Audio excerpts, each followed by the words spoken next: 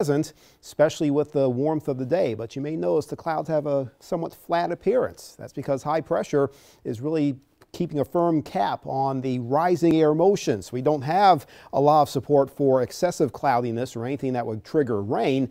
Showers, storms across the Mississippi River Valley, but as they move east, especially closer to our area, they fizzle out and dissipate.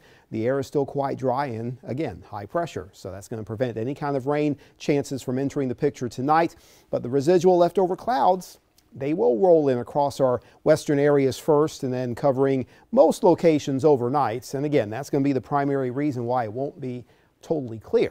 And then into the afternoon, another mix of clouds and sunshine. Those upper clouds may thin out, so less of that filtering effect, but the east wind bringing in at least a little moisture from the Atlantic, enough to support some redeveloping puffy cotton ball-like clouds for the afternoon as our high pressure pattern remains in place. And it's a strong high pressure, so it's going to give us occasional breezes, a little more obvious along coastal zones and offshore overnight. But even into tomorrow, those wind gusts are projected to be right around 12 to 18, even 20 mile-per-hour wind gusts with sustained winds that can be in the range of about 6 to 12 or even higher in some cases. So with that extra breeze, dry conditions, low humidity, a moderate fire risk for the North Florida counties into your Thursday afternoon. We start the day around 56 to 60 for lows.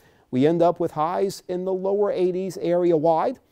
Pretty average for this time of year. And for boaters, keep in mind you have a small craft advisory overnight for those breezy conditions and slightly higher seas. The water levels will be around 3 to 6 feet.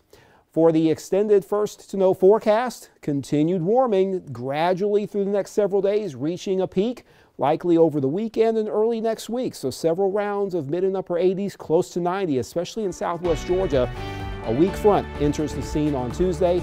That's our next best chance for rain, and it's still pretty small. We'll be back in just